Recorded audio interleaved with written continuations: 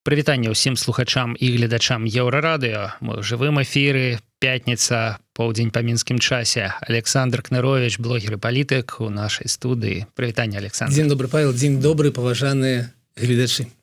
Сёння мы будзем абмяркоўваць выключна палітыку. Мне здаецца, дзень такі, 8 жніўня, што, правда, 2025 года, але яшчэ ў савецкім кіно ёсць такая метафора: завтра была вайна, да? Ну, вот завтра былі выбары. Як бы 5 гадоў таксама любімая наша справа, вот нырнуць туды ў 2020, да, пакалупацца ў сабе ў тым, што было. Тым больш, што высвятляюцца ў прынцыпе увесь час нейкія новыя абставіны. Ну хто б мог падумаць, што пра 15 000, якія выдалі Ціхановскай, не все забылі яшчэ, Лукашенко не забыў, яго прапаганда не забыла, вырашыла гэтую тэму сама падняць. Выйшаў Сергей Ціхановскі, распавёў, што 9 жніўня увечары, калі ўжо выбары, дарэчы, вот я сёння пісаў анонс і вырашыў слово выбары ў двухкосці не браць, Александр. Таму што выбары, мне здаецца, вось у 2020 годзе былі. Вось падлікаў нармальных не было. І то, як бы там-сям яны адбыліся, да? Але выбары былі, людзі прыйшлі і людзі галасавалі так, як яны хочуць. Таму выбары я у двухкосці вырашыў не браць. Вяртаючыся да Ціхановскага, Сергей Ціхановскі распавёў, што на Валадарцы ў следчым ізалятары, дзе ўтрымлівалі яго, Статкевіча, я думаю, усіх лідараў, затрыманых лідараў 2020 года, Бабарыку, Северынца і гэтак далей, іх ужо было на той момант шмат, канваірам раздалі зброю. То бок яны рэальна баяліся, яны рэальна думалі, што нешта будзе. Яны ў калідорах абмяркоўвалі, што там недзе прарвалі. Што прарвалі Ціхановскі не ведае, яны, магчыма, самі не ведалі, да? Недзе прарваліся, яны думалі, што зараз людзі прыйдуць вызваляць сваіх лідараў. Але да гадзіны ночы ўсё супакоілася, канваірам сказалі здаць зброю, загадалі, і дзень 9 жніўня скончыўся і застаўся ў мінулым. Вось такое маё інтра, Александр, для того, каб пагаварыць. Ну от глядзіце, з аднаго боку яны напужаліся, ім зброю раздалі, а з іншага боку нічого не адбылося. Якія мы высновы можам зрабіць? У чым памылка-то была? Ведаеце, вельмі шмат высноваў, таму што вось гэты дзень 9 жніўня для мяне, канешне, ён такі святочны, вельмі святочны. Я ўпэўнены, што ён будзе ў Новай Беларусі, якая абавязкова будзе, ён будзе такім чырвоным днём календара, як 25 сакавіка, напрыклад, як дата абвешчання Беларускай Народнай Рэспублікі, таму што гэта дата для нас вельмі важная, але зараз я бачу, і ў мяне самого вельмі цяжка на сэрцы, таму што я зрабіў відэо на канале, яно не выйшла. Чаму яно не выйшла? Таму што я запісаў яго, і потым мне было вельмі, вось, няма іншага слова, цяжка аб гэтым думаць і з гэтым жыць, таму што калі я размаўляю з людзьмі, якія былі на вуліцах, а я сам быў за кратамі, я бачу столькі шчасця да гэтага, вельмі цёплае такое адчуванне і адначасова боль. І, канешне, як у такія цяжкія моменты заўжды у мяне самого да сябе пытанне, калі б я быў у Менску ў 2020 годзе, ці змог бы я нешта іншае зрабіць. Чаму? Таму што, ведаеце, калі мне размаўляў па тэлефону ў верасні 2020 года з сваімі блізкімі, я запытваўся, ці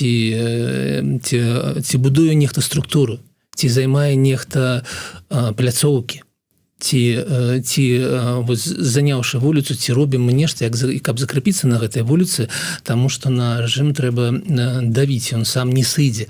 І таму адначасова для мяне гэта вось такая, ведаеце, адначасова вельмі сумная, вельмі светлая дата, і я для сябе вырашыў, што трэба ўсё ж такі падвесці нейкія ітогі, вынікі, нягледзячы на тое, што ёсць сапраўды людзі, якія кажуць: слухайце, так нічога не скончылася. І, па-першае, нічога не скончылася, таму што у нас ёсць палітвязні. І таму гэта яшчэ траўма, якая падоўжваецца, рэпрэсіі, якія падоўжваюцца. Але прайшло 5 гадоў, мы ў іншым становішчы, і таму я ўсё ж такі лічу важным, і таму мы з Павлом да эфіра размаўлялі аб тым, што гэты эфір не будзе не пра эканоміку, а трэба ўсё ж такі паразмаўляць пра урокі, пра вынікі 2020 года. І, канешне, тое, што вось у маім відэо будзе там 4 часткі. Першая гэта тыя умовы, якія прывялі до 2020 года, і канешне гэта не было выпадковасцю. Канешне, да гэтага шло, да гэтага, ведаеце, сацыёлагі назіралі, як грамадства беларускае пераходзіць ад каштоўнасці выжывання, каштоўнасці хлеба, дома, там, некага даха над галавою, каштоўнасці такім самарэалізацыі. То бок гэта быў запрос цалкам грамадства на тое, што мы хацім жыць па-іншаму, хацім самі вырашаць, як будзе развівацца краіна. І канфлікт менавіта паміж гэтым, паміж грамадствам, якое мае жаданне самыя вырашаць, як быць, і іншай часткай, невялікай часткай, якая жадае жыць такім, ведаеце, у вельмі патэрналісцкім свеце, дзе ёсць адзін павадыр, які ўсё лепей за ўсіх знае, і астатнія гэта як такія, як жывёлы абасраўшуюся у калгасе, калі яе памыць добра, калі яе даць там гэтыя антыбіотыкі, калі яе пакарміць, так яна не павінна і скардзіцца. Мне вельмі ўразіла Наталья Качанова, якая 2 гады таму на беларускам тэлебачанні, на гэтым, як там, «Скажи, не молчи», нешта еще. Яна на поўным сур'ёзе такая, ведаеце, задае пытанне. Выйшлі же не самыя бедныя. Чым яны не былі незадаволены? Чаго ім не хапала? Ну, то бок, гэта размова, гэта стаўленне для людзей, як да скаціны, якую там патрэбна, пакарміць, там, памыць, і ўсё, яна не павінна скардзіцца. А тое, што гэта краіна людзей, тое, што ўлада належыць людзям, у яе ў галаве гэтага ввогуле няма. Таму канфлікт быў паміж гэтым, і, канешне, акрамя вось таго, што я ўжо сказаў, што быў запрос, вырасла вялікая частка прыватнай эканомікі, якая цалкам не датычылася дзяржавы. То бок чалавек мог існаваць у краіне, не ўключаючы селектар па Лукашэнкі, не кранаючыся ОНТ, не чытаючы савецкай Беларусі, і цалкам мог нармальна існаваць. І таму вялікая частка грамадства існавала так, як быццам не існуе Лукашэнкі. Яны заходзілі зранку на Тутбай, 3 мільёны чалавек, атрымлівалі навіны, дзе не было пра ўсё, все гэта дурноты. І жылі так, як быццам няма гэтай улады. І, канешне, ўлада прайграла тады СМІ, таму што яны ўсе былі ўпэўнены ў тым, што вось тое, што кажуць на ОНТ, то і есть галоўныя, людзі сядзяць і глядзяць, і такія уважліва гэта ўсё слухаюць.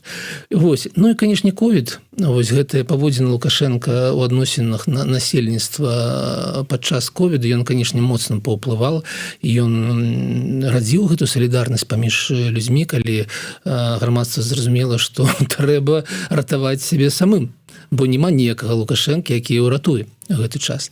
Ён наадварот? Наадварот. У іншым кірунку цягнуў краіну. Так. І таму гэта былі такія прадумовы, якія прадугледжвалі, што гэты выбух павінен быць. Я, канешне, верыў у то, што ён будзе там лет на 10 пазней. Для мяне, калі я сидзеў за кратамі ў калоніі і гэта ўсё пачуў, пачаў разумець, а зразумеў я, што адбываецца толькі калі пабачыў карцінкі, фатаграфіі з мітинга на Бангалоре, 65 тысяч чалавек, просто на перадвыбарчы мітынг, я зразумеў, што ўсё, гэта перамена становішча цалкам. Другі такі мітынг правесці ўжо не далі. Так. Але першага было дастаткова. Тэрмінова зладзілі свята дзень чыгуначніка нейкі, як сёння. Вось, і вось все гэта вело да таго, што адбылося 9 жніўня. Гэта было, канешне, абуджэнне грамадства, і, канешне, я чую тых людзей, якія кажуць, як жа наш был 96-й год, у нас былі маршы яшчэ пры пазняке у канцы 80-х, у нас быў 2010 год.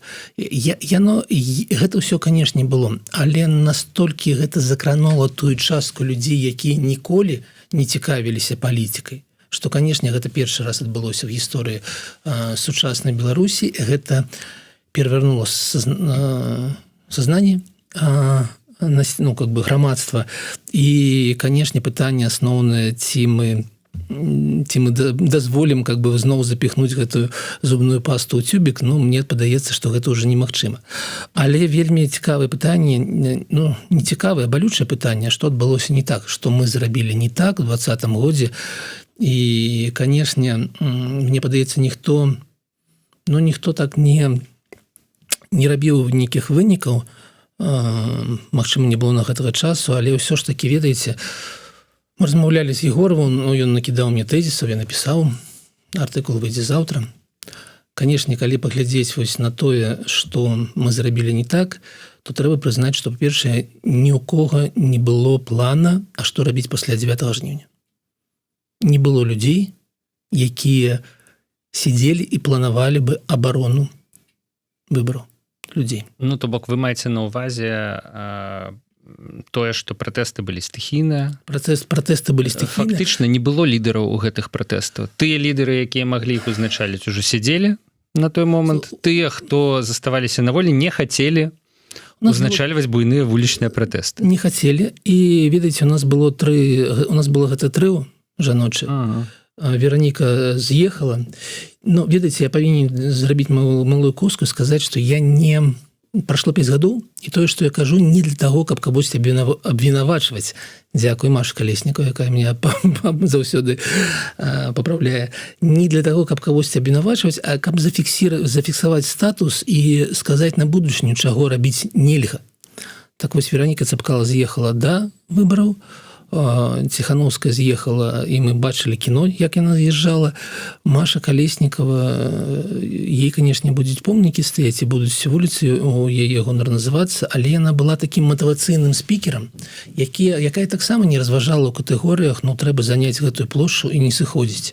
Трэба зрабіць вось гэта, і тады гэта будзе ціск на рэжым, на які ён падасца. То бок яна была добрым матывацыйным спікерам, яна была вельмі прыгожым сімвалам пратэста, але яна не была тым лідарам, які плануе дзейнасць. І таму, ведаеце, гэта штосьці падобнае да другой сусветнай вайны, калі народ здзейсніў подвиг, сапраўдны подвиг, праявіў цуд, гераічнасць, вось гэтае адчуванне адзін аднаго, але лідараў няма. Лідараў не было, і болей за тое был сцэнар, пры якім яшчэ ў верасні можна было вернуцца з Літвы, і, магчыма, пайшло бы па-іншаму некаму накірунку, але было прынята такое рашэнне. Я ведаю людзей, якія былі побач, казалі, што яны былі гатовы вернуцца з Літвы, але гэтага не адбылося. І таму гэта былі стыхійныя пратэсты, гэта был такі духоўны, можна так сказаць, уздым цалкам грамадства, мы бачылі пенсіянеры, студэнты, усе. Ведаеце, Александр, наконт вяртання, наконт лідараў, пасля 16 жніўня, калі рэальна ўся краіна выйшла на вуліцы, не толькі ў Мінску, але і ў вялікіх, і ў невялікіх гарадах, у іншых, уласна, было адчуванне, што все, мы перамаглі. Ну, вот вы... Можа быць у чалавека. Да, вот у мяне асабіста было такое адчуванне, таму што я хадзіў па вуліцах у Мінску, на прыступках КДБ гралі ў бадмінтон маладыя людзі. Все было ў бачыбасцягах, все навокал, увогуле. Заходзіш у кавярню, там сядзяць людзі з бачыбасцягамі на спінах, там на вуліцах все в БЧБ, чырвона-зялёных сцягоў увогуле не бачна, з вокнаў там і так далей. Крычаць «Жыве Беларусь», машыны сігналяць. Поўнае адчуванне таго, што все, разумееце, краіна змянілася. Только Лукашенко нікуды не сышоў. То, што дазволена грамадзяніну, звычайна, ці журналісту, ці галоўному рэдактару, як прыватная асоба все ж таки апісваю гэтай падзеі цяпер.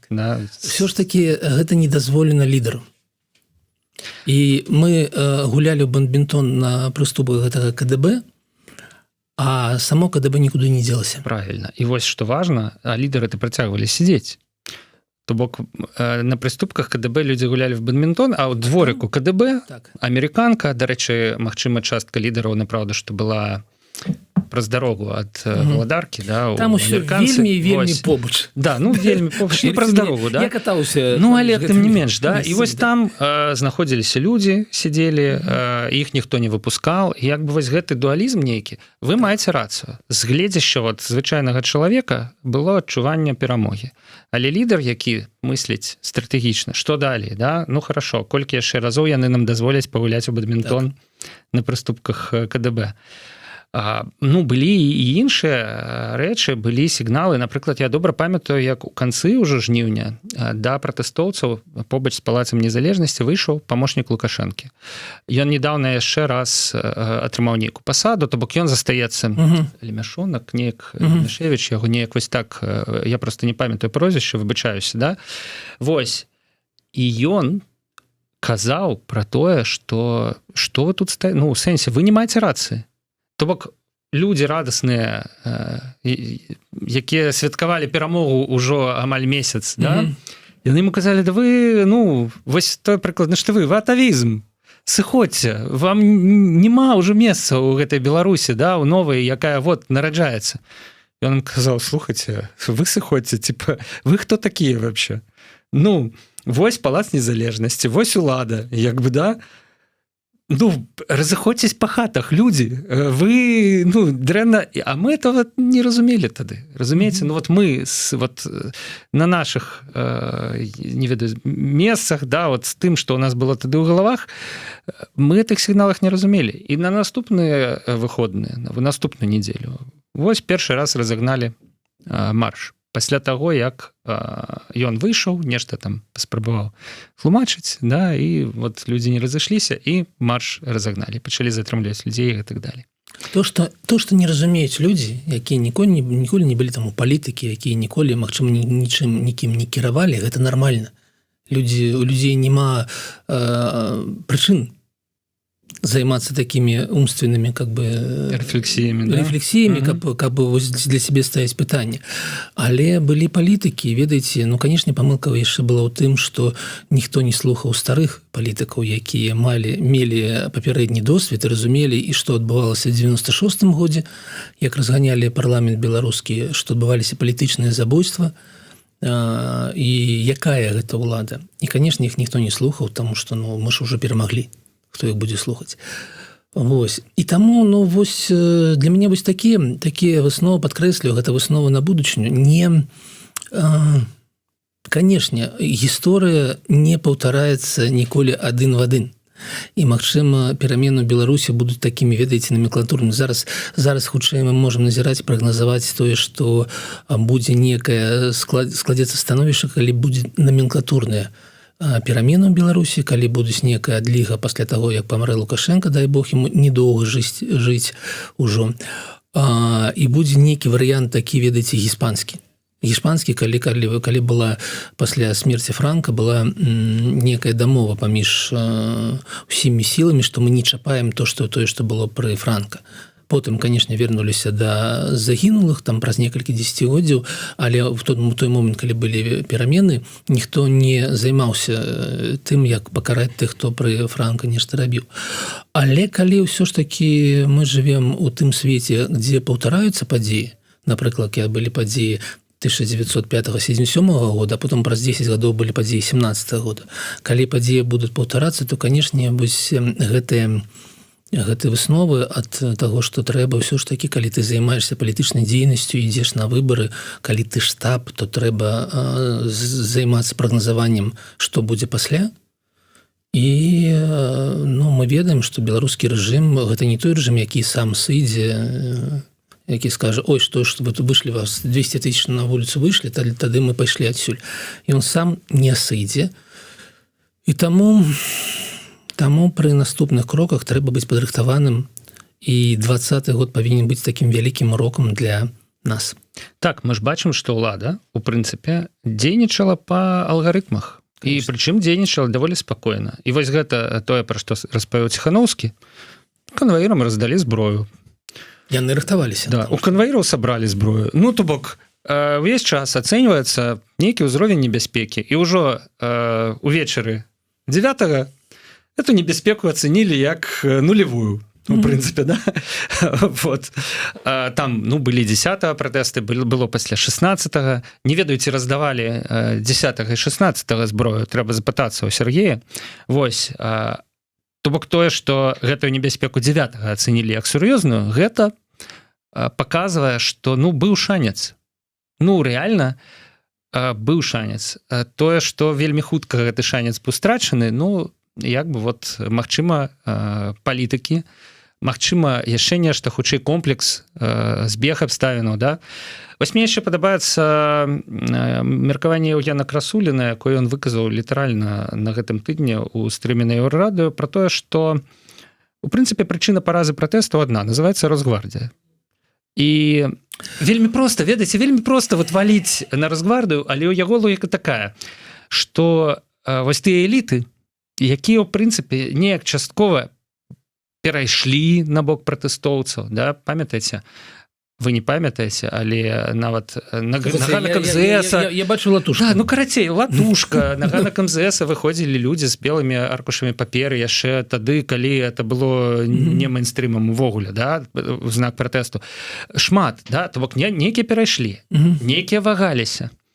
Але вось наяўнасць Росгвардыі на межах, яна ўпэўніла менавіта эліты, да, то бок людзі ізноў жа, людзі не думалі не про якую Росгвардію, да? Максимум, что мы бачили, это раптом з'явілася вот это вот микрик Russia Today на вулицах, стоял там с антеннами такими, и вот мы адчували, что Russia про нас не забылась. Ну, да? так. Вось, але для элит, ён кажа, что это было важно. Яны зразумелі, что ніякай перспектывы, ну, то бок, ці вот мы захоўваем все як есть, ці прыходзіць Росгвардыя і прынамсі, ну і я не ведаю, пачынаюцца расстрэлы, так. займае горад, я не ведаю, умоўныя танкі на вуліцах Грознага пачынаюцца, да, толькі праз колькі атрымліваецца, праз 30 гадоў, да? Слухайте, я калі прыехаў да інтэрв'ю «Жизнь Маліна», это было 4 гады таму, 3,5, так, я тады я адчуваў, мне было вельмі дзіўна, чаму людзі жывуць яшчэ ў адчуванні, што ну вось яшчэ пару месяцаў, ведаеце, пасля мяне інтэрв'ю дала Ціханаўская, і Мікіта так і вынес на вокладку. Я не жыву, аб чым бы, я не жыву 10годдзямі. Гэта было маё пытанне. Ось. Я тады казаў аб тым, што ну, менавіта пра гэты фактар, пра Росгвардію, пра то, што Пуцін был гатоў заняць Беларусь, калі б нешта адбывалася. Калі б нешта сур'ёзна адбывалася. Але, па-першае, я ўпэўнены, што ў Беларусі ёсць эліта, мімікрыруючая пад лукашэнкаўскую, але ўсё ж такі для якіх незалежнасць з'яўляецца галоўнай каштоўнасцю, і зараз яна ёсць у Беларусі. Яна, магчыма, не любіць там Пазняка, не давярае Ціханаўскай і ўсё астатняе, але яна не гатова здаць краіну Пуціну. Ўсё ж такі, па-другое, мы кажам пра нейкія сцэнары. Гэтыя сцэнары, ну вось адбылася гісторыя, якая адбылася. Яна ў нас ёсць. Сцэнары, магчыма, былі бы розныя. Магчыма, у адказ на агрэсію супраць Расіі мы пабачылі бы 2 мільёны людзей на вуліцах. Мы не ведаем гэтага. І тое, што Красулін мае рацыю, я з ім згодны, таму што я таксама гэтую аргументацыю прымяняў. Але гэта ніяк не адмяняе адказнасць лідараў за планаванне і за вось такое, за ўсё ж такі адказнасць за тое, што калі ты выводзіш людзей на вуліцу, яны ўсё ж такі павінны мець нейкую мэту і павінны неяк кіравацца табой. Вось, ну, але, слухайце, акрамя паразы пратэста, ну, ёсць жа шмат плюсаў. Ёсць жа шмат таго, чым мы павінны ганарыцца, што павінна быць, ну, вось, нашай памяццю, якая дае падставы верыць у будучыню Беларусі. І таму, калі мы узгадаем праз гэтую прызму і паглядзім, як прыйшлі непалітычныя фігуры палітыку, як прыйшоў такі зусім іншы менеджмент у гэтую палітычную кампанію, як па-іншаму дыхалася тады ў 20-м годзе. Калі мы пабачым нейкія тэхналагічныя рэчы на кшталту там Паўла Лібера і Голаса, ну гэта ж унікальная гісторыя, калі у нас ёсць доказы таго, што перамагла Ціханаўская, можам казаць, набрала она там 49%, ці 52%, ці павінен быў другі тур, ці не, але яна дакладна набрала больш за Лукашэнка. І у нас ёсць доказы гэтага факта. І, ну, вось, і шмат таго, чаго адбывалася упершыню. І, канешне, падкрэслю яшчэ раз падкрэслю самае галоўнае, што адбылося, гэта адчуванне, што ёсць нейкія мы. Што ёсць мы, і краіна наша, не Лукашенко.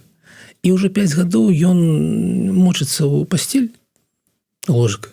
Менавіта таму, што ён разумее, што краіна больш не яго, што, ведаеце, был разбураны гэты міф, што бы ён не рабіў, а заўсёды ёсць такі глыбінны народ, які за яго.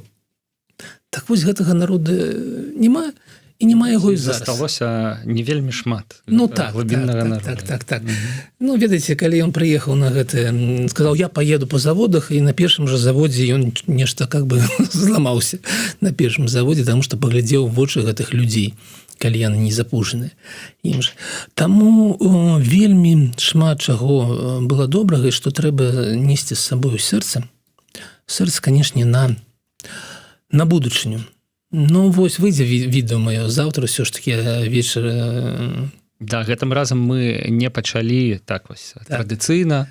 Таму што мы Александра ёсць уласны YouTube-канал, які называецца Кныровіч, і там выходзіць відэа звычайна па чацвяргах, ну але тут я разумею, што і з нейкіх вот унутраных, да, такіх эмацыйных фактараў, але і для таго, каб выдаць відэа 9-го ўсё ж такі жніўня у гадавіну выбараў выйдзе заўтра гэтае відэа. Ну, тут мы ўсё ж такі прыўю даем, так вот атрымалася. Пазітыўныя вынікі, безумоўна, ёсць.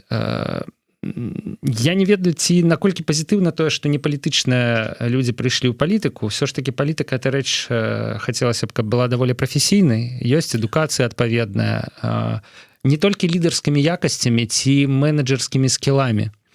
Бо гэта вельмі важна, безумоўна, тое, што умоўна у мінулым там менеджер гадзіннікавага завода «Луч» цяпер займаецца беларускай палітыкай, нават 2, мне здаецца. Вось, але ўсё ж такі на выхадзе тады мы атрымліваем ізноў 2020 год з нежаданнем звязвацца з сілавікамі, да, там будаваць барыкады, з жаданнем того, каб все як-небудзь само, вот мы ж працэсы пабудавалі, яно ж вот мусіць вось так, да, спрацаваць там і так далей. І яшчэ пра нешта хацеў сказаць. Я згодны, Павел, я згодны з тым, што, канешне, што палітыка гэта прафесія. Што, канешне, такія узбуджаныя дылетанты, ну, як заўжды, ведаеце, на вось гэтым ты можаш працаваць без грошай там некалькі месяцаў. Увогуле, я зараз не пра палітыку, а цалкам, так? Але потым тебе патрэбны прафесіяналізм, веды і некае ўсё ж такі больш такое станоўчае ўяўленне аб тым, чым ты займаешься. Таму, канешне, я згодзін, але, ну, давайте узгадаем, што было до 19-го года.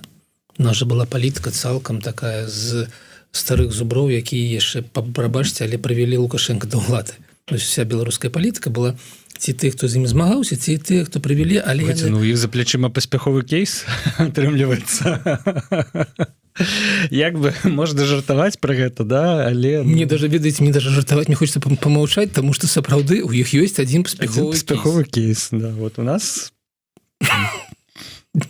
У цяперашняй генерацыі палітыкаў, да? Нема. Не ведаю, ці впішуць яны гэта ў CV, как бы себе гэта кейс, але ён ёсць, сапраўды. Гэта жарт, сябры. Так, ну, у прынцыпе, што далей? Дзе мы цяпер? Да кіно, а дзе мы цяпер? Слухайце, да, вот глядзіце, вот вы сказалі пра то, што ёсць мы. І гэта частка будзе таксама. Слухайце, глядзіце, я наўмысна не жадаў у сваім відэо размаўляць пра гэта 5 гадоў, таму што вельмі лёгка сысці ў такое, ведаеце, абвінавачванне ўсіх. Ну, кшталт таго, вы ж нам абяцалі вось гэта, а зараз, как бы, як я сказаў мой сябра Егораў, стратэгія 1000 канферэнцый, якая ніяк не пагражае рэжыму, так? Вельмі лёгка ў гэта сысці, таму я ўсё ж такі прапанаваў бы паглядзець на рэчы такім чынам. Што ўдалося? Сапраўды існуе беларуская супольнасць, беларускі рух за мяжой, які нагадвае замежным палітыкам аб тым, што Беларусь асобна ад Расіі. І вы можете ацэньваць гэта, ну, як там, ці гэта істотна, ці гэта не важна, але ўсё ж такі тое, што Ціхановская катаецца з гэтымі турваяжамі, І мы разумеем добра, што зараз уже і Зеленскаму вельмі цяжка аб сябе нагадваць так вось, як у 22-м годзе яго прымалі на самым вышэйшым уровні ва ўсіх парламентах, зараз яму стала значна цяжэй. Так вось і Ціхановская, канешне, калі яна была ў 20-м годзе ці ў 21-м, яна была на першых старонках, а зараз гэта, канешне, такія папутныя івенты, якія там малыя сустрэчы і так далей, але ўсё ж такі яна займаецца разам з Латушкай тым, што нагадвае о тым, што ёсць Беларусь асобна ад Расіі. Нешта ёй удаецца у гэтым сэнсе. Першае. Па-другое, працуюць нашы СМІ. То, што зараз мы праз 5 гадоў знаходзімся ў студыі Еўрарадыё і мы маем магчымасць з вами размаўляць шчыра, не хаваючы словы, не падбіраючы словы, не саромеючись таго, што мы кажам, гэта вялікае дасягненне, таму што я лічу, што вось гэты уплыў журналістаў, уплыў блогераў, уплыў незалежных СМІ, гэта, магчыма, самае істотнае, што мы можам зараз рабіць. І гэта таксама дасягненне. 5 гадоў працы ў гэтай прафесіі з замежжамі і эміграцыі, ну гэта цяжка. Вы ведаеце, запытайцеся ў Паўла і астатніх журналістаў Еўрарадыё, як ім жывецца ў чужым горадзе зусім не на вялікія грошы, і як гэтым падоўжваць заставацца ў беларускай павестцы. Уявіце себе, што там для таго, каб атрымаць інфармацыю, трэба з некай там беларускай сімкі пазваніць у ісполком, прадставіцца, што ты жывеш тут побач, нешта запытацца. І уявіце, што вы гэта робіце амаль кожны дзень. Гэта нелёгкая праца. І гэта таксама дасягненне. І, напэўна, калі мы кажам пра тое, што ў нас ёсць за гэтыя часы, магчыма, мы можам дадаць тое, што зараз, калі мы бачым, нягледзячы на ўсе скандалы, але калі камусьці патрэбны грошы на рэабілітацыю, як там уже Сергею Ціхановскаму ці спадарні Долінай, то яны збіраюцца усе разам за пару гадзін. За суткі, да. Да, за пару гадзін збіраюцца, так? То бок людзі засталіся тымі ж самымі людзьмі, нягледзячы на запужванне. Канешне, зараз уже ніхто не пойдзе на вуліцу, каб атрымаць крыміналку. Ведаеце, как атрымаць крыміналку за справу, зразумела, а просто так атрымаць крыміналку за тое, што просто выйшаў, людзі уже ведуць сябе вельмі акуратна. Мне відавочна апошнім часам, што патрэбныя нейкія новыя спосабы мабілізацыі. Вось гэтыя маршы, шэсці, гэта клас. Але, па-першае, рэжым запужвае, рэальна. Рэжым крыміналізуе гэта ўсё. Хаця это настолькі вычварная логіка.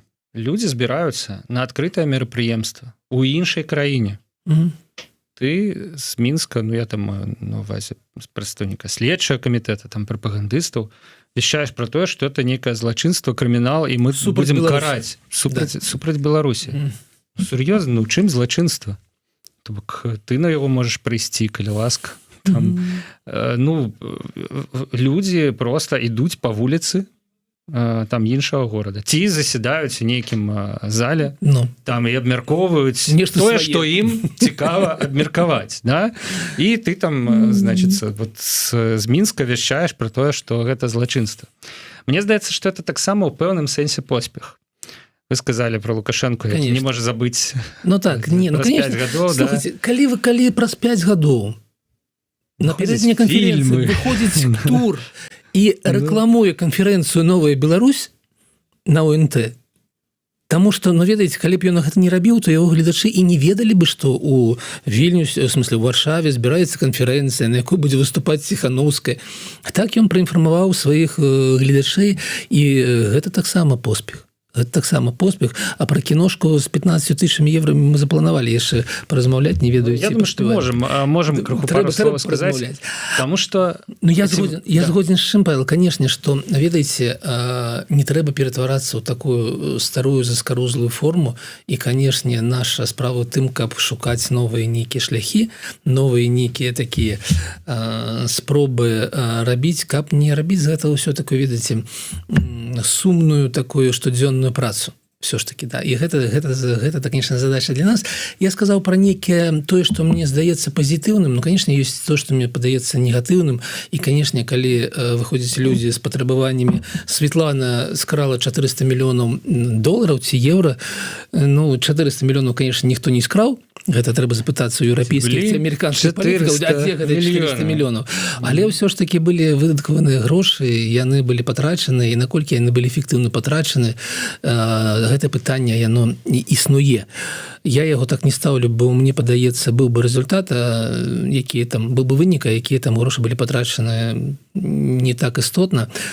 Але ўсё ж такі вось суадносіны паміж магчымасцямі і вынікам ёсць. Ну і канешне тое, што страчаны патэнцыял, ну ён сапраўды страчаны. Мы бачым, наколькі непапулярны зараз і Ціхановская, і Латушка, мы бачым гэта там. Аб чым, як мы можам на гэта паглядзець? Я б сказаў, што яны проста менш папулярныя, чым былі тады, у 20-м. Я б ўжо не ўжываў бы непапулярныя. Да? Ну давайте я буду может быть у іх паболела хейтараў за гэты час, гэта безумоўна, да, і паболела людзей, якія просто адышлі ад всёй гэтай движухі. Я буду давяраць вашаму журналісткаму погляду ў гэтым момант. Магчыма, я не вельмі добра выказаўся так давайте не настолькі папулярны, як раней. Ну это відавочна. Ну ведаеце, яшчэ одно на тое, што я звярнуў бы увагу, канешне, астатняе інтэрв'ю Светланы, там «Жизнь маліны», я себе злавіў на тым, што ну, я па-чалавечы, я ее разумею і лічу, што то яна здзейсніла подвиг, безумоўна, і яна робіць тое, што лічыць каштоўным для Беларусі, яна ўпэўнена ў сябе. Але ведаеце, в 2020 годзе беларусы галасавалі за яе, таму што яна не была палітыкам. За 5 гадоў яна ператварылася ў палітыка. І, канешне, мы павінны ўжо ее ацэньваць не как домохозяйку, хатнюю гаспадыню, пераходны кандыдат на паўгода, так, так гэта ўсё. А ўсё ж таки мы павінны ставіцца да яе ўжо сур'ёзна, з гэтай меркаю палітыкай і ацэньваць ее як палітыка, а не як такую прамежкую некую фігуру і так далей. Я б нават развіў гэтую вашу думку. У 2020 годзе мы галасавалі за Ціхановскую, таму што мы не за Ціхановскую галасавалі насамрэч, мы галасавалі супраць Лукашэнкі. І гэтым адзіным кандыдатам супраць Лукашэнкі, ну там, дарэчы, быў, мне здаецца, пункт супраць усіх, да? Ну быў яшчэ Чэрчань, Дмітрыев быў, не помню, не памятаю. Быў Дмітрыев, там Чэрчань, Гадукевіч сліўся, не зразумеў, што гэта не яго вайна. Канапацкая, здаецца, дайшла да яго. Вот хто быў ужо ў бюлетэнях, гэта ўжо складана крыху. Але мне здаецца, мы амаль усіх пералічылі. Ціхановская, Лукашенко, Чэрчань, Канапацкая і Дмітрыев. Відаць, вось пяцёра. Але галасавалі супраць Лукашэнкі. Конечно. Не за палітыка Ціхановскую. Не за палітыка. Цяпер Ціхановская палітык. Тут я з вами згодны. Это і плюс і мінус, мне здаецца. Плюс у тым, што мы маем крутого палітыка з нармальнай камандай, з цікавым досведам, з багажом міжнародных сустрэч. Вы кажаце, вось подзвіг, да, гэты подзвіг яго паважаюць за мяжой. Бо лідеры іншых краінаў, там, умоўна, прэзідэнт Фінляндыі вот ездзіць з Трампам у гольф пагуляць, да, і такім чынам наладжвае з ім сувязь. А Ціхановская наладжвае сувязь з умоўным прэзідэнтам Фінляндыі праз сваю сторію, да, праз сваю гісторыю, вось гэта вось мужа за кратамі, пратэстаў і гэтак далей, і гэтак далей. Гэта все добра. Дрэнна тое, што кожны палітык пачынае мець свае амбіцыі. Так. Ну і мы гэта таксама крыху бачым. І не толькі Ціхановская там палітык, там і Латушка палітык. Ну так, і іншыя розныя людзі, у прынцыпе, таксама цягнуць то, аб чым казаў у вашым эфіры Павел Усаў, якой мае грунтоўны досвед у палітыцы, і паліталогіі, як у навуцы, аб тым, што зараз надышоў час вялікай колькасці палітыкаў беларускіх, што ўсё ж такі мы перайшлі з пункту, калі нам павінен адзін для моцнага, але вельмі такого краткатэрміновага монапалітык, такой удар, да той стану того становішча, калі мы павінны бегчы марафон, і павінна быць ўсё ж такі ўжо павінна быць шмат такіх палітычных цэнтраў, як яны павінны паміж сабой жыць асобныя, там цікавыя пытанні пра бульбасрач ці ўсё ж такі нейкія сумесныя дзеянні, але мне падаецца, што ўсё ж такі мы перайшлі вось гэтую стадію, магчыма, завтра перайдзем 9 жніўня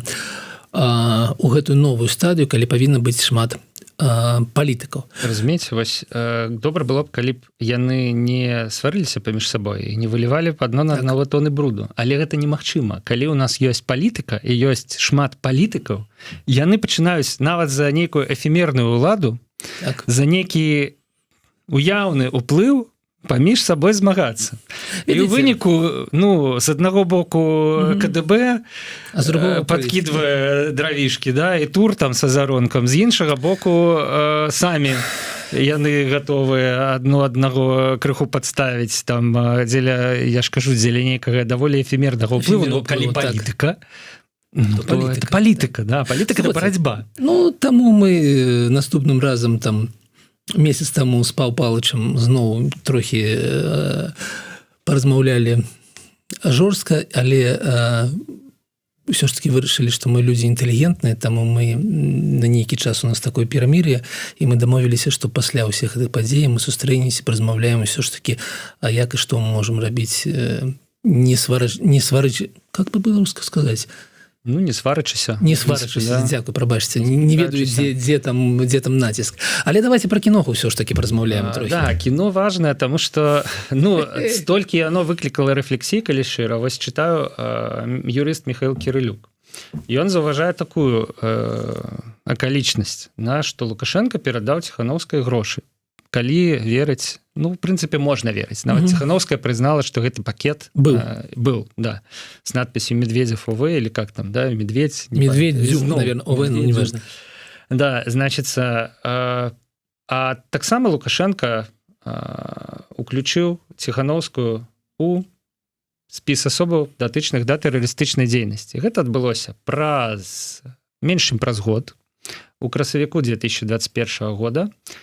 Але у Беларусі такая практыка прымянення законаў. Напрыклад, за донат, зроблены Байсолу 10 жніўня, Байсолу прызнанаму там абвешчанаму экстрэмісцкім, тэрарысцкім там і гэтак далей, нашмат пазней людзей хапаюць, сажаюць, здымаюць з аўтобусаў на мяжы, прымушаюць плаціць у 10-кратным памеры, судзяць і сажаюць на доўгія гады. У прынцыпе, калі донатаў было некалькі, калі там чалавек, можа, спрабаваў ўсё ж такі нешта схаваць і гэтак далей. Так, што зрабіў Лукашенко? Выдаў 15 тысяч... Вы вядзеце ад таго, што ён павінен 150 тысяч... Калі у нас в краіне праз 5 гадоў ўжо да законаў, як бы, да, і калі б улада, вот тыя законы, якія яна напрымала сама, за это 5 гадоў выконвала. Вось як тут недзе піша вялікі тэкст, конечно, юрыстам варта павучыцца было б неяк скарачаць. Вот, да, але недзе тут было напісана нешта накшталт таго, што калі б следчы, які прымаў рашэнне па гэтай справе, кіраваўся, рэальна заканадаўствам і практыкай прымянення, ён мусіў бы пачаць супраць Лукашэнкі пасля этого кіно. Конечно. Справу за фінансаванне тэрарыстычнай дзейнасці. Аб гэтым ж самым учора в эфіры Белсата казаў і Ціханаўскі аб тым, што, слухайце, так ты фінансуеш тэрарыстаў. Але гэта толькі первая крымінальная справа. У меня таких як мінімум яшчэ 3. Вы наглядзелі за фільм, да? Я паглядзеў фільм, слухайце, мне так так нас заманивали, что там будзе такое... Не бомба, а бомбішча. Бомбішча будзе, што я быў занят сваімі справамі, але прыйшоў там домой каля 11 і включил на хуткасці 2, паглядзеў. А першая справа, вось, фінансаванне тэрарыстычнай дзейнасці. Яшчэ 2 цікавых справы за... па-першае, за укрывацельства злачынства, таму што замах на злачынства з боку Паў Палыча Латушкі, а гэта замах на злачынства, ён нас караецца таксама, як і самое злачынства.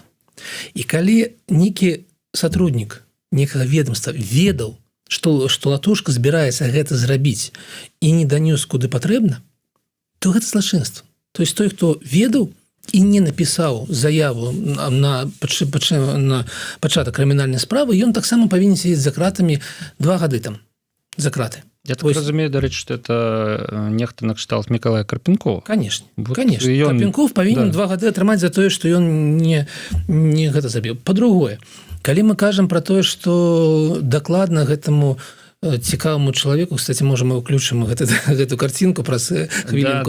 Гэта цікавы чалавек з УАЦа, які перадаў вось так на камеру гэты 15 000 евро. Светлана, вот деньги, про которые вы просили. Так, ён ее сопроводзіў да мяжы. Гэта азначае, што ён ведаў, што яна везе 15 000 евро. І я нагадаю, што таксама як і ввоз на тэрыторыю Літоўскай рэспублікі забаронен грашэй без дэкларацыі более за 10 000 долларов ці евро, таксама і вывоз з Беларусі забаронен без дэкларацыі.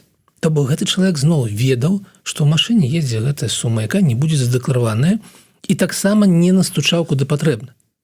Ці ён паведаміў памежнікаў, а гэта азначае, што гэта іншае злачынства. Гэта азначае, што яны ў групе дазволілі здзейсніцца наступнаму злачынству. Ну і трэці, самае цікавае, самае вялікае злачынства. Глядзіце, сидзіць Лукашенко. Ей нужно 15 000. И он звонит кому-то и кажет: слухай, дайте ей 15 000. Вось ён кому позвонил? Ну, и он сам распавядае, што ён взяў з некага дзяржаўнага прадпрыемства. Давайте себе уявім. Як на дзяржаўным прадпрыемстве гэтыя грошы былі потым у справаздачнасці адлюстраваны.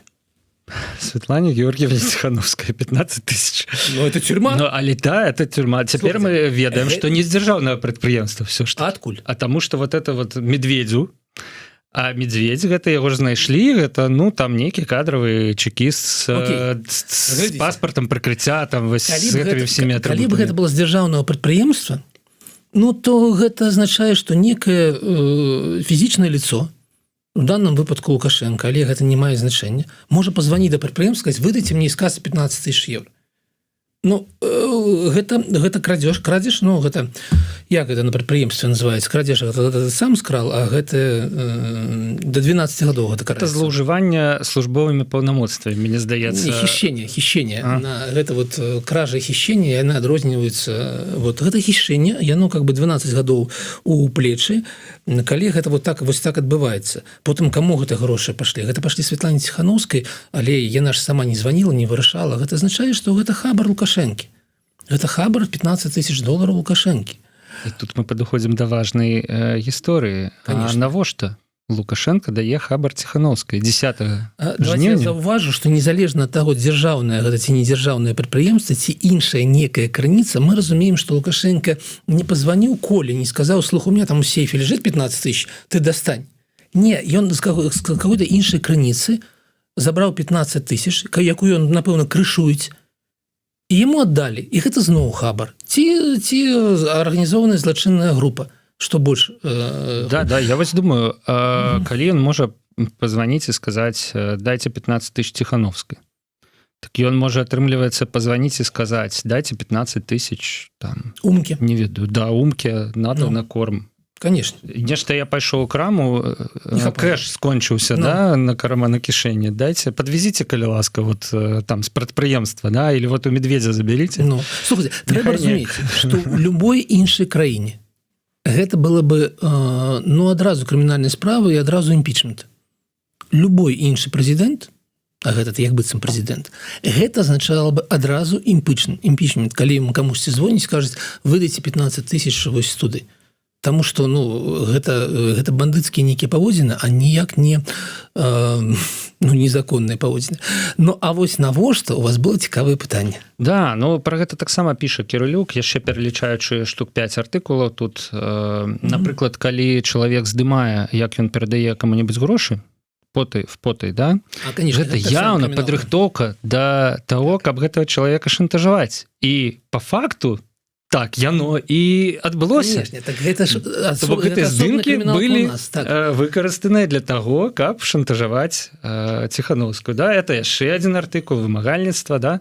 Ну, а тое, пра што я сказаў, так навошта Тихановскай грошы-то даваць? Хто яна такая 10 жніўня? Каб Лукашенко асабіста, кіраўнік аператыўна-аналітычнага цэнтра, каб займаўся гэтым, да? Ну, у мяне толькі адна версія. Неужо она перемогла? Да, неужели она перемогла на выборах? Кем это она таким важным стала 10 жніўня 2020 года по подліках, які, відаць, все ж таки нехта там неким чином вёл, что вот трэба было заваривать всю эту кашу, суету такую, да? Канапацкая павінна зайздросціць. Канапацкая чамусьці не... Е-15 ніхто не прапанаваў, да, чамусьці. І калідор. Ну, калідор, да? Так. Вот ёсць атрымліваецца некая розніца паміж Канапацкай і Ціхановскай па выніках гэтых выбарах. Ну ладно, гэта, канешне, ізноў мы вот пра страшныя рэчы з усмешкай на твары. Это, сябры, такая абарончая рэакцыя. Конечно. Ну давайте ўсё ж таки паглядзім. І да, апошняя, так разумею, Александр, это ваша заўвага, да, ваш калаш. Слушайте, я паглядзеў відэо. Давайте вот вы зараз зразумееце, пра што мы кажам. Я глядзеў гэта відэо на гэтага кіраўніка ОАЗ і думаў, каго ён мне нагадывае. А потым вспомніў гэтай карцінкі Васі Ложкіна. І ён жа адзін в адзін. Бок быццам такі яго малявалі, да? Карыкатурны такі, ведаеце, спецслужбіст тыпаж. Просто вось як быццам як быццам з яго мывалі, як быццам яго наўмысна выбіралі, калі выбіралі кіраўніком, каб ён быў такі, ведаеце, найбольш падобны да вось такі карыкатурны образ гэтага спецслужбіста. Калі я гэта зразумеў, канешне, меня... Ну, сябры, мяркуйце самі. Падобны, не падобны, мне таксама здаецца, што падобны, і гэта, канешне, ну, вот такі у нас старшыня аператыўна-аналітычнага цэнтра, тыповы спецслужбіст. Я не ведаю, добра гэта ці дрэнна, як бы калі на месцы спецслужбіста працуе спецслужбіст тыповы. Для 57-го года ці для 73-го. Ну да, конечно, хацелася б, каб там быў Джеймс Гэта Бонд. Супер, такі, да? А для 2025-го гэта людзі, якія... Які 15 тысяч не дастае з нейкага прадпрыемства ці не адбірае ў нейкага іншого чекіста, выйграе в казино просто вось так на раз, да? Там побач в гатэлі Мінск. Да. Побач як бы, ну...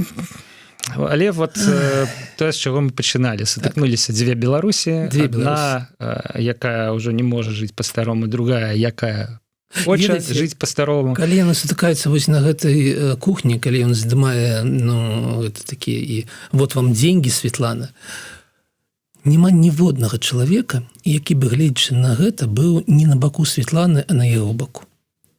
Вось яны не разумеюць, што усе, хто глядзяць в вочы Светлане, жанчына, якая пайшла стала на месца мужа і вот зрабіла тое, што яна зрабіла, і все адчуваюць, што яна чалавек у гэты момант, які сутыкнуўся з дзяржаўнай машынай. Ведаеце, як Тэрмінатары першым. Ёсць чалавек, а ёсць дзяржаўная машына. І ўсе на баку Светланы. Няма ніводнага, хто быў бы на баку гэтай машыны без душы. Будзем, сябры, на баку людзей весь час. Будем спадзявацца, што машына без душы перамагла часова. Будзе другі Тэрмінатар. Будем спадзявацца на працяг, да, на наступную частку. Галоўнае не дажыць до 6-го, ведаеце. Ну, я бы сказал, что галоўнае дажыць. Ну да, і таксама. Ладно, Александр Кніровіч, палітык і блогер, Павел Свердлоў з боку Еўрарадыё правялі з вами гэтую гадзіну. Дзякую вам, вялікі сябры, удачы вам, беражыце сябе. Заходзім на другую пяцігодку. До пабачэння. Дзякуй, да пабачэння. Усё будзе добра.